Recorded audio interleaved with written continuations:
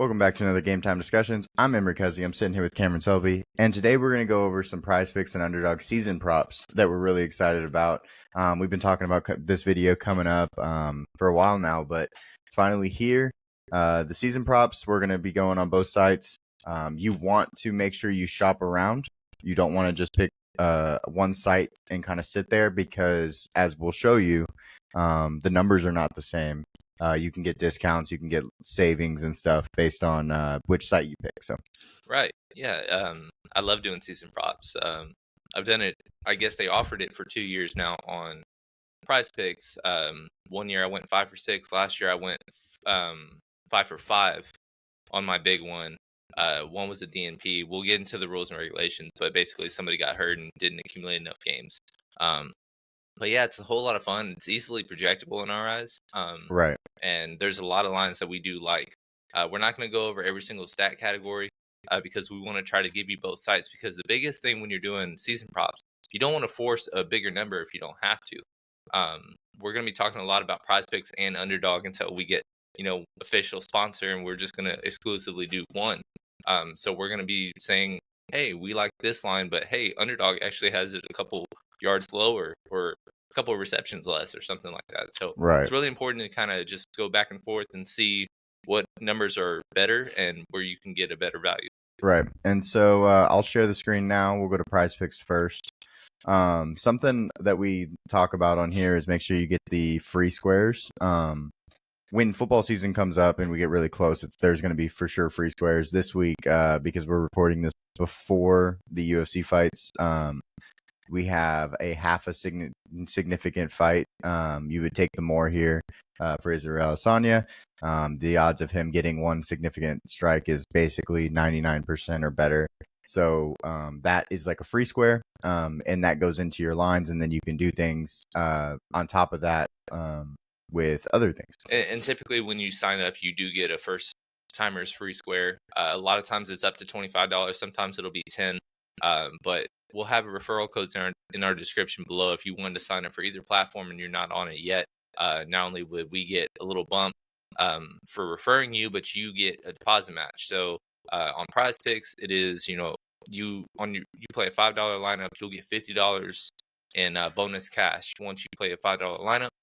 On Underdog, they're doing a really good special right now, in my opinion. If you are a high roller and you're willing to just kind of start out pretty high, they'll deposit match you up to $250. So you deposit $250, you get $250 extra. Right. Like that's a great value if you're willing to go that high. But if you just wanted to go 25, they'll give you 25. Right. It's that easy, and so it's a lot of fun. They do offer a lot of discounts on both sides.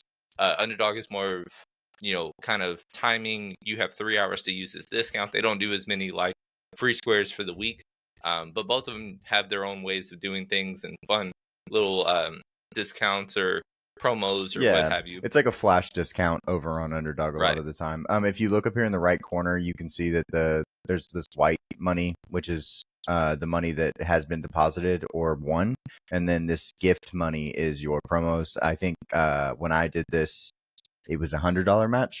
Mm-hmm. So they gave me $100. They'll go up and down just depending on the time of the year, things like that. But let's get into the picks. Right.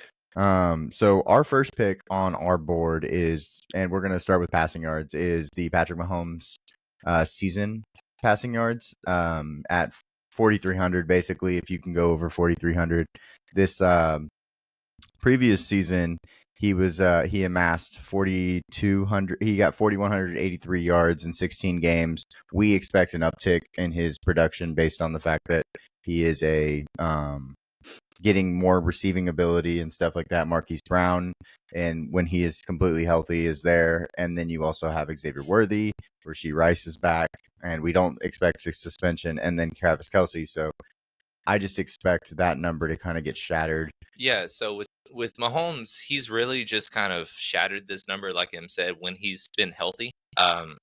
His first true healthy season over 5,000 yards. Then the next year he had that knee injury on the QB sneak. He missed 3 games and still had 4,000 yards, which was impressive. I'm sorry, 2 games at the time. It was 16 games, but he missed 2 games and then was short by 100 yards. But then had 4,700, 4,800, 5,200, and then last year worst receiving core ever.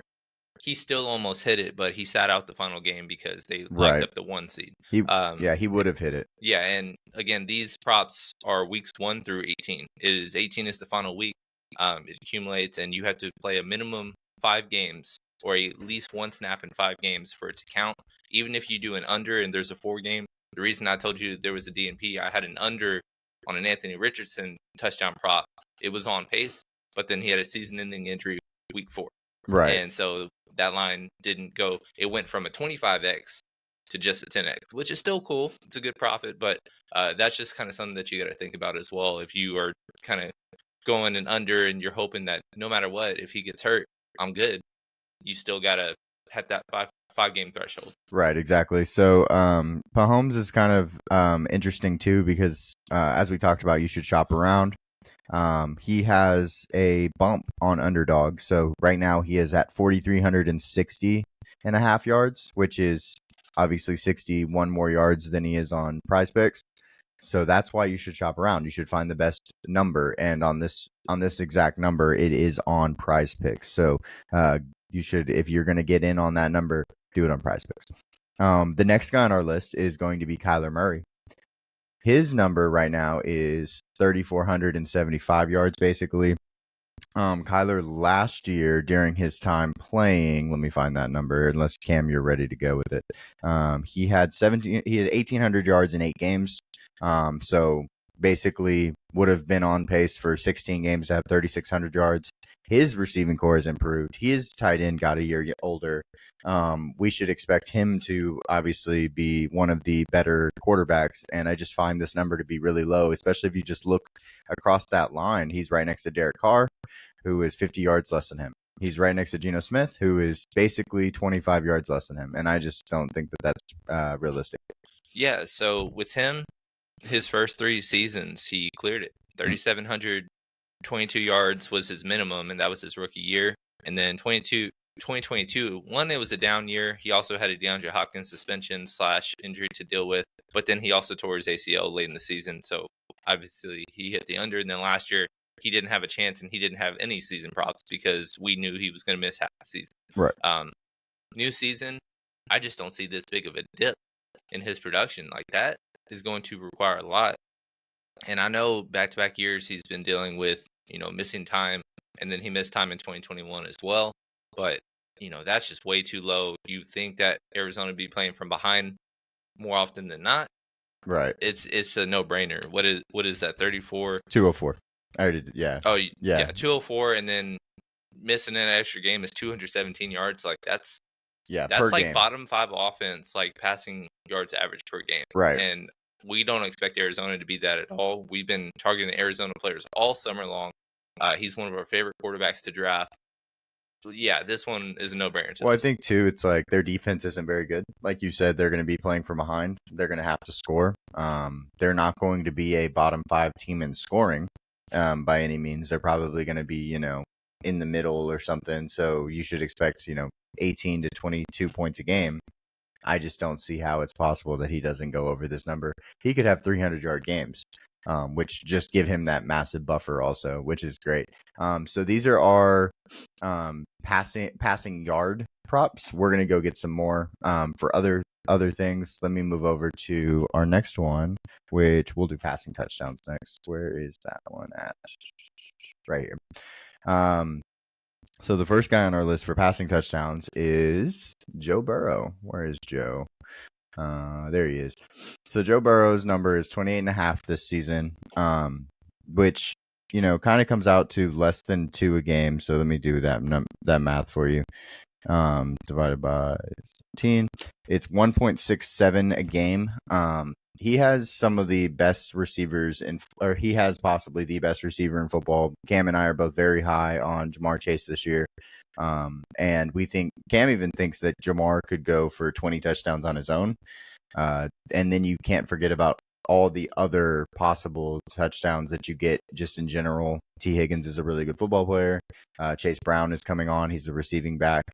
Andre Iosivas, he's, playing in the slot. I just don't think that this team is going to regress back to less than 29 touchdowns this year. Yeah, I mean, even in the slot per se, Tyler Boyd has always been a 5 to 7 touchdown threat, which he's no longer there. But you expect Iosivas and hopefully eventually, if he performs well, Jermaine Burton Right. stepping into that role and then contributing as well. And then you can't forget Mike Gesicki, below average tight end, but we've seen a year of him having 8 touchdowns in a non-tight end friendly offense.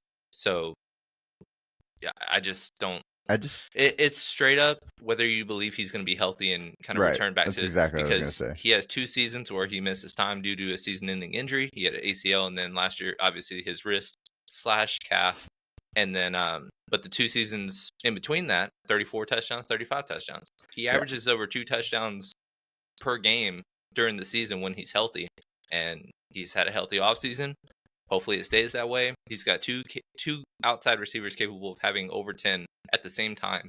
It's not going to, if you told me T. Higgins had a 10 or 12 touchdown season, that's not going to deter or say that Jamar Chase had a down year. Right. Absolutely. Jamar Chase is going to get his. T. Higgins should have at least 8. He typically kind of hovers around that.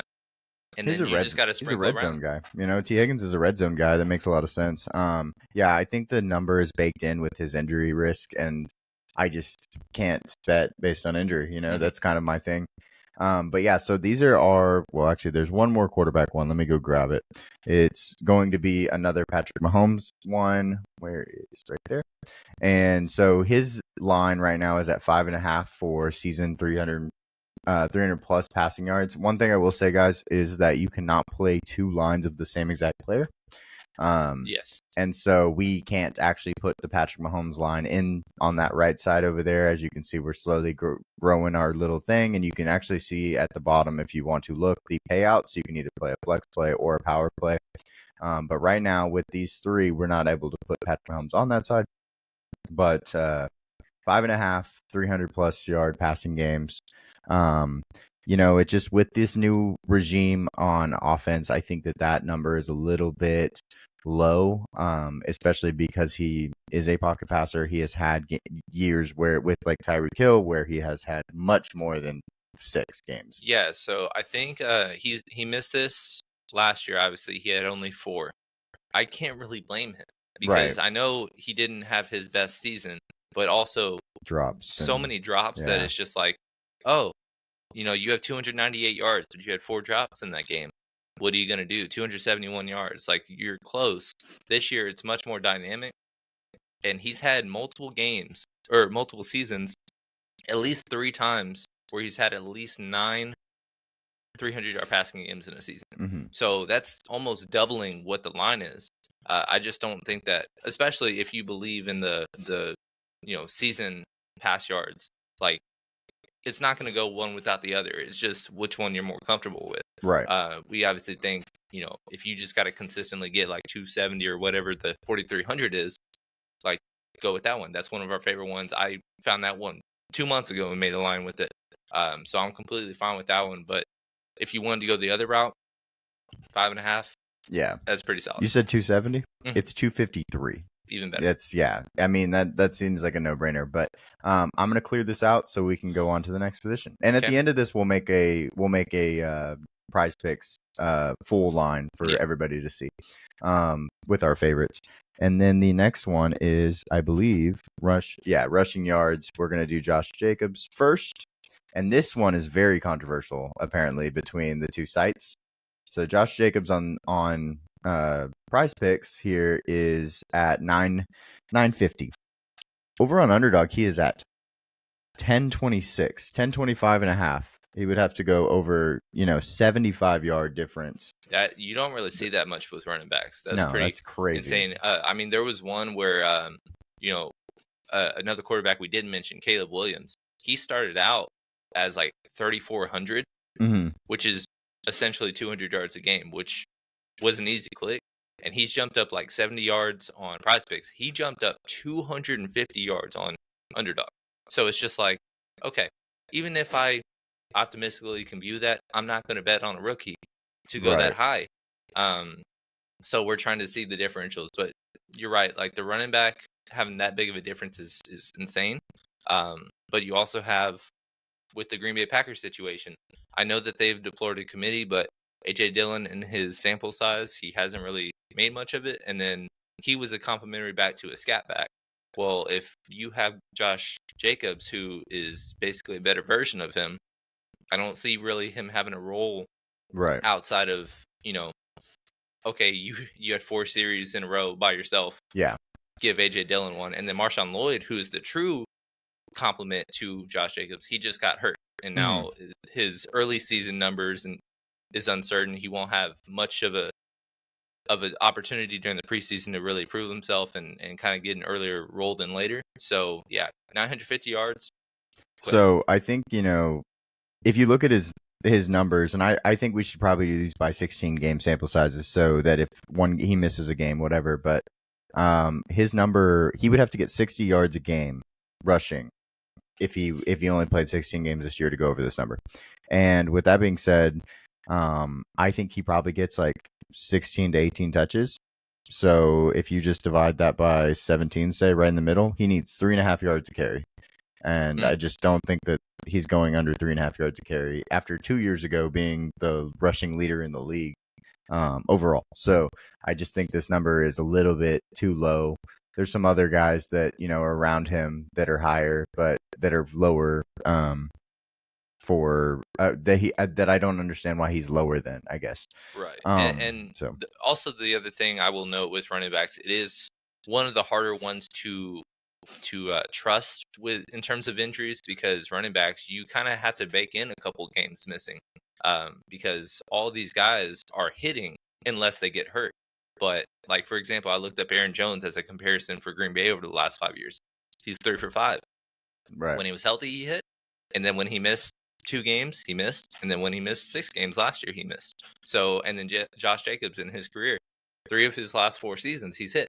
Well, guess what? The 1 year he didn't hit, he was injured. Right. So basically, all of these lines, they're kind of smaller because it's baking in. Okay, can you get there with 15 games? And if you are still confident, go for it. But if you're like, I don't know, if he misses 1 game, it's getting close. Right. Then that's probably a position or a prop that you shouldn't target. Exactly. And that's kind of how we picked these, is like, can we see them doing it if they don't play the whole season? The next guy on the list I just started up here is Kenneth Walker. He has a 1 yard disparity between PrizePicks and Underdog. Like, I don't think that matters as much. If you had a really great Underdog line and you're like, well, this guy's got 1 extra yard to go, I think you're fine to do that. But just know there is more risk. But 925 yards, we have, as long as he stays healthy, that's the big thing with him too. But he is the workhorse in that backfield. He's going to get 18 to 20 touches. And this number, we just talked about Josh Jacobs being 60 yards in 16 games. Well, this number is even a little bit lower. And you're telling me, he's going to get that much volume. I'm probably on that train. Yeah. The biggest thing with him, he's played 15 games each of the first 2 years. 1 year he hit with 1,050 yards. And then last year he barely missed by 20 yards with 905. But the problem is, on top of, he missed 2 games, but that's fine. It's more so just because they were not giving him a true full workhorse workload. Last year he only averaged 14.6 touches a game, or carries a game. Right. Because in this prop, it doesn't matter if you get targeted. I expect him to get a huge uptick in that. We're really kind of starting to turn that Kenneth Walker train. Lately we've just been loving the value. Every running back is getting pushed up except for him. Right. And so in drafts, we're kind of starting to prioritize him a little bit as an RB2.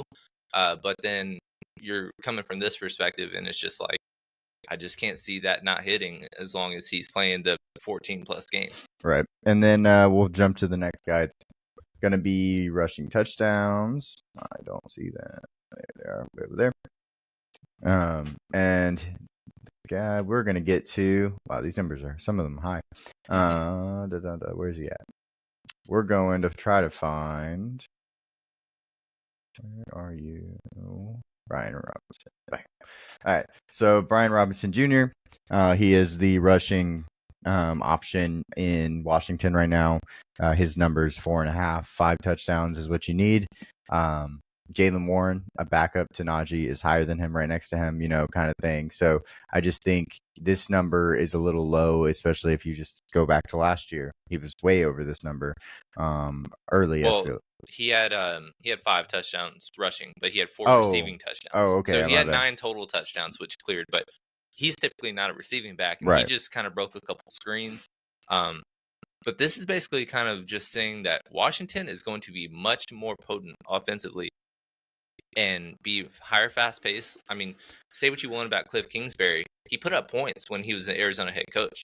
And so now you have an offensive coordinator role, way less pressure, but you also have a mobile quarterback that is going to, allow you to flirt with at least 20 points a game. I don't expect them to be one of the worst scoring offenses. And 5 rushing touchdowns for the starting running back is just abysmally too low. Right, for sure. Completely agree. And then we're going to jump to the next grouping. It's going to be the wide receiver core. We're going to look at receiving yards for a couple guys real quick. Let me find them. First one is Devon. All right. One of the Devontaes. Where is Devontae Smith? There he is. So over here on PrizePicks, Devontae Smith is at 1026 basically, and on Underdog he's at 1051. So you're getting a 25-yard discount for him. He was the better receiver at the end of the year last year in the offense over AJ Brown, which was something Cam actually predicted last year. So we loved Devontae Smith. He had 1066 last year. He went over, and on 81 receptions, I could see an uptick in his receptions on top of that, and he played 16 games. So we know he can do it in 16 games, which always makes us feel better. Yeah, so with Devontae Smith, again, 2 straight years he's hit. He's just going to get volume. All 3 years in his career, he's had at least 100 targets. The last 2 years, 136 and 112 respectively. But now you have Kellen Moore, who really, when you are a primary slot receiver, you are one of the top fantasy receivers in football. So he had the sample size with CeeDee Lamb when he started breaking out in Dallas in 2022, and then in 2023 last year, Keenan Allen, which he averaged over 21 points a game. Obviously, we're not predicting Devontae Smith that high. We would have him much higher in our rankings. He would be a borderline first-round pick and all that good stuff because he does have actual competition with AJ Brown and Saquon as a target. But he doesn't miss games. Right. He's only missed 1 game through 3 years so far. And obviously, games missed are completely unpredictable. But this is going to be another offense where they're going to be passing way more than you're accustomed to. I know we're used to, the tush push and Jalen Hurts having 180 passing yards, but 30 fantasy points. I think it's a different dynamic this year. And Devontae Smith being under 1,000 yards, that's kind of what I'm projecting, or not projecting, but you have to basically hit that threshold. I just think it's too low for us. Right. I think it's pretty. Actually, Devontae Smith's one of the guys I really want to get in drafts as much as possible. So I'm on board. I think that he goes over this by maybe even a couple hundred, in my opinion. And obviously, I wouldn't predict that, but I think that that's in the cards for sure. And so I'm not that worried about this pick. In my opinion, humble opinion. And then JSN is our next guy on the list. He is at 775 and a half on both sites. The reason we have JSN is because we just think he gets to take another step forward after his last season with 93 targets. He's getting into a new offense, which is going to be very 3 receiver set heavy. So we should see a lot of him on the field, and that will even more uptick in his targets. We're gonna, he got to 628 last year, and in a terrible situation, yeah, in a bad, and what is considered a down year, and it's just like as long as you're healthy, like there's no way you don't hit this line. Right. Again, we're kind of projecting him to flip roles with Tyler Lockett, and right now, I mean, in his first preseason game, there was a lot of reps with him in 2 receiver sets, and he did play a lot, which was concerning. However, maybe it's just getting accustomed to that kind of role because if you're on the field 90% of the time, right. that's kind of what you got to do. I just kind of, like I said, I've been saying he's going to flip stat lines or roles with Tyler Lockett. Well, Tyler Lockett, each of the last 6 years, most of them as a wide receiver too, 960 yards, over 1,000, over 1,000, over 1,100, over 1,000. Last year, 894. So in Right. his worst year in 6 years, he cleared it by over 100 yards. If Jackson Smith and the Jigba does step up and fulfills his first round talent, he's had some highlight plays in camp. Like, that's just a smash for 45 yards a game as a wide receiver too, in an offense that should be throwing more accustomed to his skill set.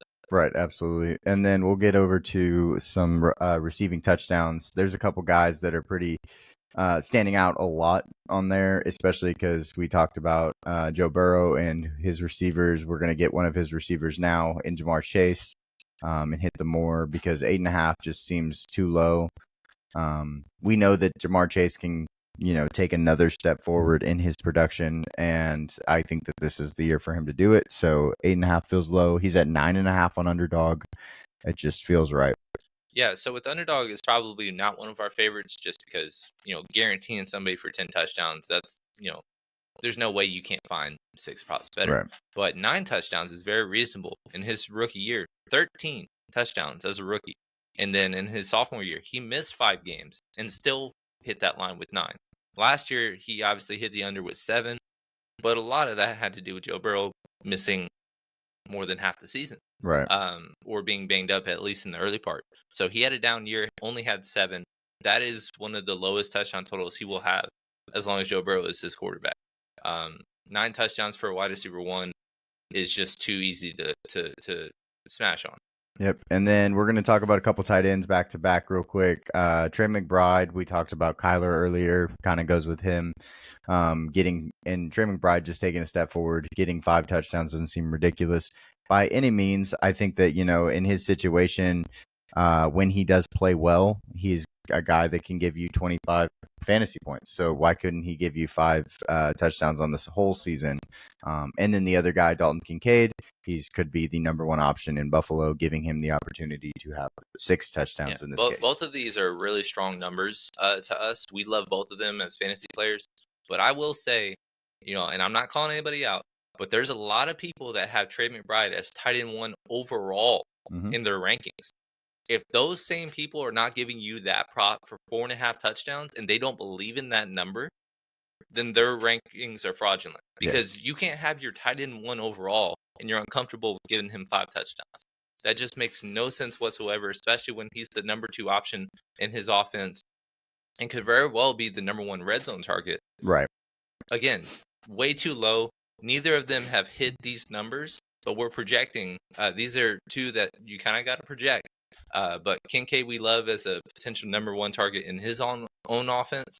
Trey McBride, that is one of the easiest numbers you can hit, especially if you believe in people that say he is as good as they think, right, and is as high in the ranking as they are. Right. And then the next couple guys, we got a couple of receivers. So with Christian Kirk and Nico Collins here, both at 5 and 6, just like the tight ends we just talked about. Nico Collins being the red zone threat. I'm confused on why that number is so low, in my opinion. I don't think that, he takes a step back as a touchdown artist. Had 8 touchdowns last year. That they're just going to be a high-powered offense with guys that are going to score, and he's the best guy in the red zone. And then I'll talk about Christian Kirk also. Is Christian Kirk, situationally, he's going to get a ton of targets. And he's a very good football player in, getting away from the first guy, making the first guy miss, and then taking it for an extra 10 yards, 15, 20 yards. 4.5 touchdowns for him over a 17-game season. It's 0.33, less than a third a game, and I just don't think that that's reasonable. It's kind of similar to what we're saying rankings wise. If you are comfortable taking Christian Kirk in the 5th or 6th round as your wide receiver 3, you should love that number, right? Because Evan Ingram, as great of a season as he had last year, he's never been a great red zone threat, and so produce great red zone numbers. And then you have a rookie tight end, and you got Gabe Davis, who has been a no-show and occasionally has a 4-touchdown, 200-yard playoff game. Right. But, since then, nothing. So 4.5 touchdowns for an offense that should be more improved. It's pretty reasonable. But the favorite number between the 2 is obviously Nico Collins. Again, similar.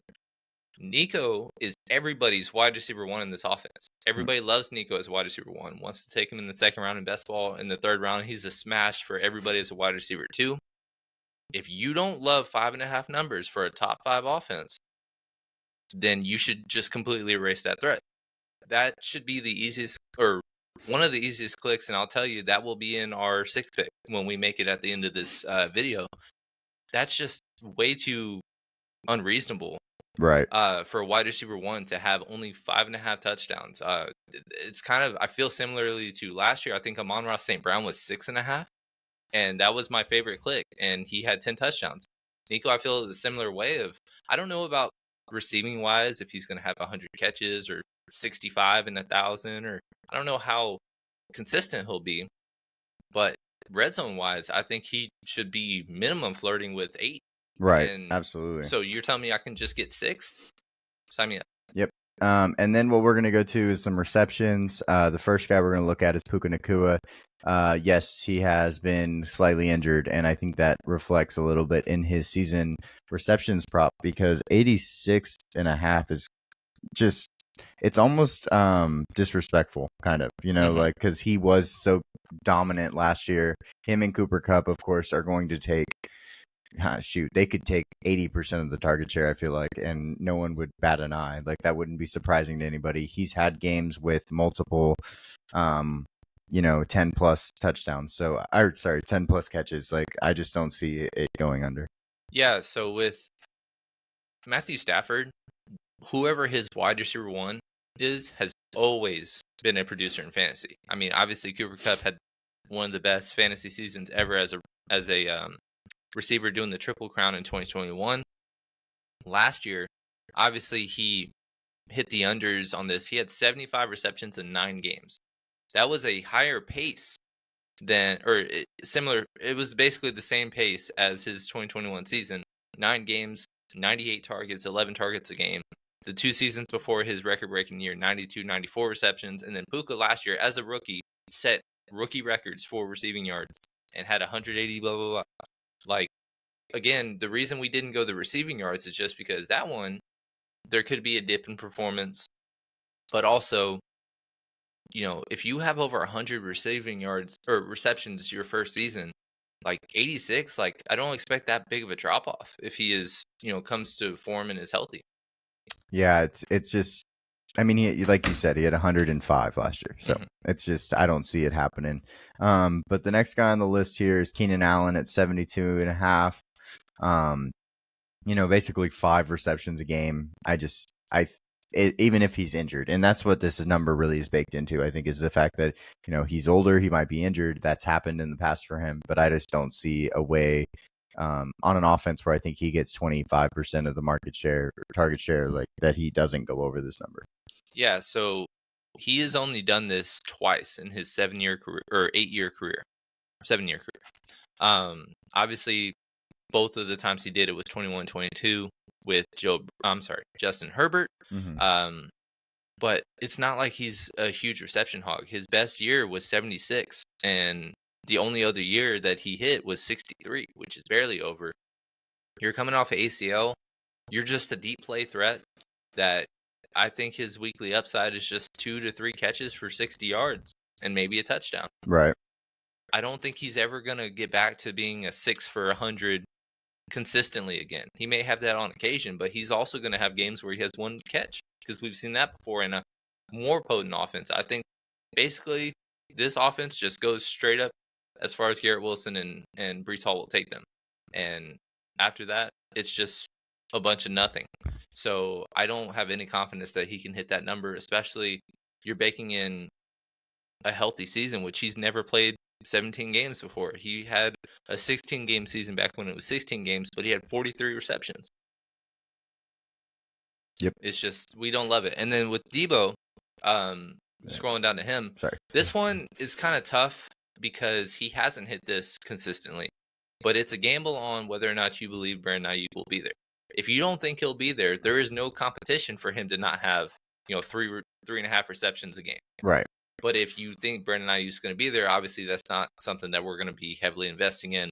But yeah, 62 receptions. If he is the wide receiver 1 with no competition, it's a easy click. But Yes. again, you have to project that Brandon Ayuk's going to be there. There's just so many back and forth with, oh, he's about to be traded. Now, the latest news is he's working on an extension, and they're getting closer on that.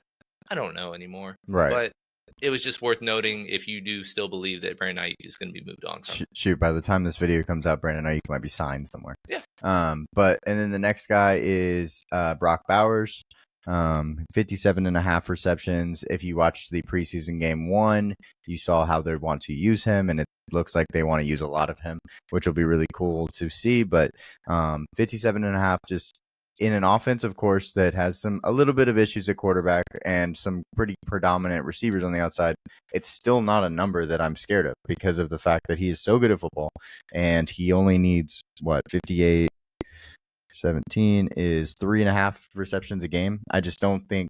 I think they're going to be using him a ton, and I could see him getting 6-ish targets a game, and so he has to catch 66% of them, I guess. Yeah, I mean, his worst receptions per game, like he had over 4 receptions in his, I guess, best overall college seasons, and then last year he had 5.5 catches a game, and then his freshman year as a true freshman, where he had 13 receiving touchdowns, he had 3.73 receptions a game.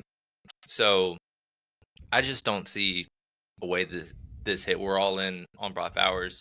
I thought it was hilarious how people were diagnosing snap counts and play counts, and they were concerned about Brock Bowers not being the tight end in 11 personnel sometimes, and just discounting the fact that he lined up at 4 different spots. Well, that in the and only preseason game could have got tired, and they could have been like, "Hey, come get a drink while we have another tight end who's really good at football could just be in there."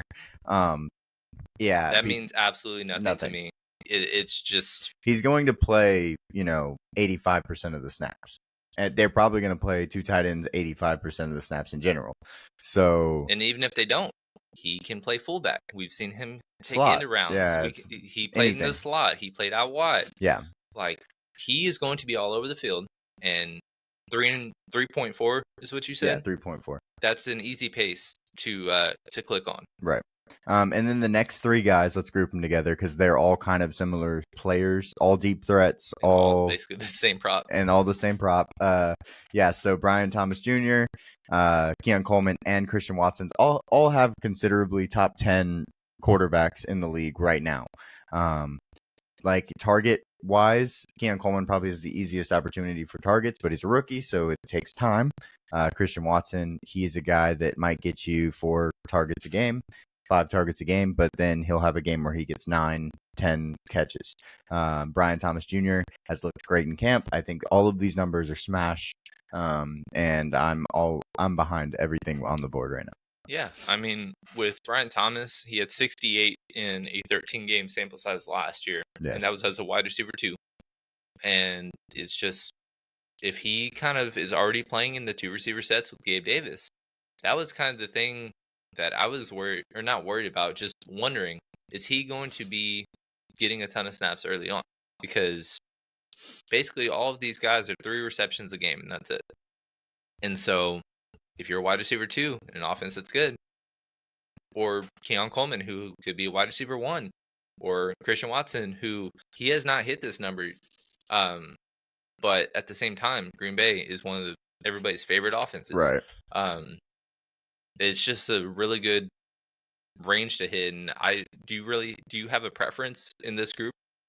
Christian Watson, because I've been selling him all summer. Yeah. And also he's the only non-rookie on the group, so he will start off early, being one of the guys that's going to get full playing time. But they have competition there too, so there's a ton of that. But yeah, he's my favorite. What's ironic is I think that Brian Thomas might be the safest. That's fair. He might be the least favorite of the 3 because he's the only one that couldn't potentially get wide receiver 1 numbers, at least in projections. He's going the lowest in terms of ADP, but he might also have the highest snap count. Yeah. Snap per route run, I guess, is the question.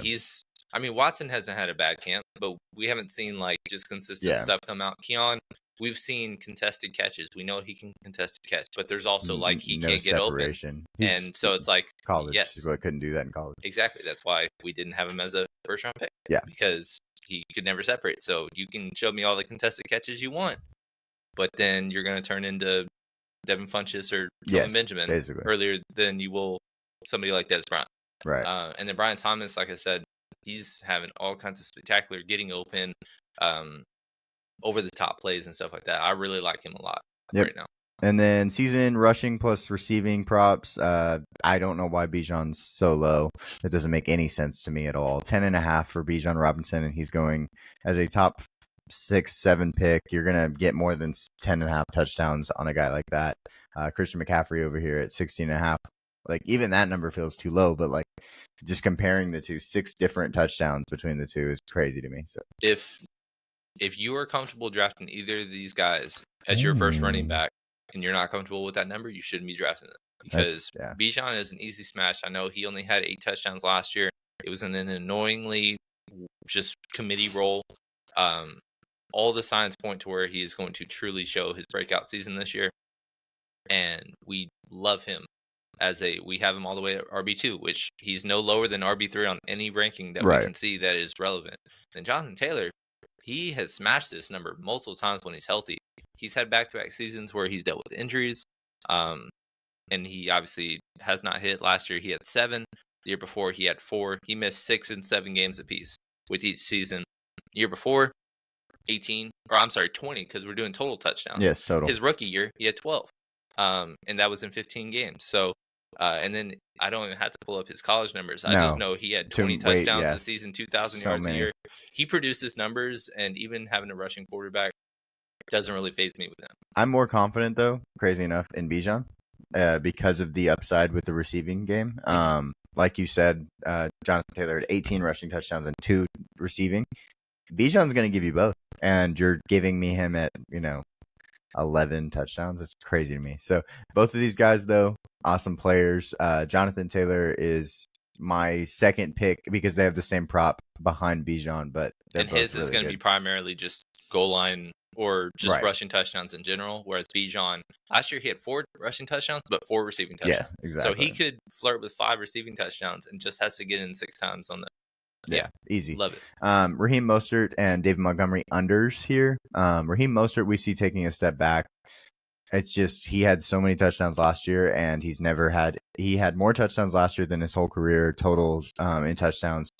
And so we just don't see that repeating itself in any way. And also they bring another running back in behind him, and Jalen Wright, who's going to steal touches. Achane is there. He's going to get his touches. It just doesn't make sense. And then David Montgomery, he is the goal line only guy. So if you think that they're just going to throw him out there when they're on the 1-yard line, like they might, that's why he, gets the 11.5 touchdowns. But to think that 11.5 touchdowns for David Montgomery is more than Bijan or one of these other guys is crazy to me. This is basically buying regression for both of them. Right. Obviously, David Montgomery, one of the leaders in touchdowns last year. Also, the year before, Jamal Williams, who same role, worst player but same role, led the league in rushing touchdowns for Detroit. And then Raheem Mostert obviously led the league in touchdowns last year. Neither of them ever hit either line their entire career other than last year. And so Raheem Mostert doubled his career touchdown total at 31. It is a complete anomaly, and he is this year's Jamal Williams in our eyes. We just don't see a chance that he's going to have 11 touchdowns. He's also dealt with injuries time and time again, and last year he missed 2 games and still hit this number. But every other year, like the year before with Miami, his only other sample size was Miami.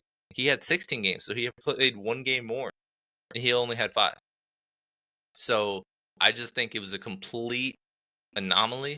And if Devon Achane and Jalen Wright, who's having a good camp, and we like, I just think it's just going to be divvied up. And if you say that this backfield is going to produce 18 to 20 touchdowns, I can't say more than half are going to come from Raheem Mostert alone. Right, absolutely. And then with David Montgomery, like I said, we just kind of regression to the mean a little bit. He never had more than 10, other than last season where he had 13. But also, he's basically a 0 as a receiving back. Mm-hmm. So, he has 4 in his career, but that was when you had no other pass catcher with him when he was with Chicago. Now you have Jahmyr Gibbs, who should be in all the important passing downs. So unless you just kind of break a screen out of nowhere, I don't see him having any kind of compliment in there. And then rushing touchdowns wise, just predicting a 1B to score 12 touchdowns is just really, really tough for me. Yeah. Now we'll get our favorite picks in here. We'll make a line and we'll knock that out. Cam, I'm gonna let you go first. We'll go back and forth and talk. So I think we're gonna agree with a lot of these lines. Obviously, we ran these before, but I'm gonna do my first one and say Kyler Murray pass yards. Okay. Perfect. I can get behind that. It's not enough. It's just so low. Where is that guy? He's not on the screen because he's too short. No, I don't see him. Let's see. Oh, it's because his number's so low. He go all the way down here. Okay. So more for him. Yep. I think my first one will be. I'll take the 5.5 on receiving touchdowns for Nico. Okay. Where is that? Receiving touchdowns. That is, I'm gonna scroll a long way for him. He's all the way at the bottom. And then where are you, Nico? There you are, buddy. There you are. All right. And so this one, you can go back to passing yards. You're not gonna have to scroll at all. It's Patrick Mahomes. We're gonna just lock it in. All right. Now everything. Easy enough. Then I'm gonna do receiving yards, and I'm gonna do JSN because I think that number is just too low. Where are way down here? My goodness. It's 774. Yeah. Or 775. You just tell me if you see him. There he is. There he is. All right. There you are. And all right. Am I going B-Rob or B-Rob? Those are the two I had written down. I know the B-Rob. So I think you should go. You want to go Bijan? Yeah. I'll go Bijan total touchdowns 10.5. We'll have to scroll much for that one. Okay. And so then you got the last one.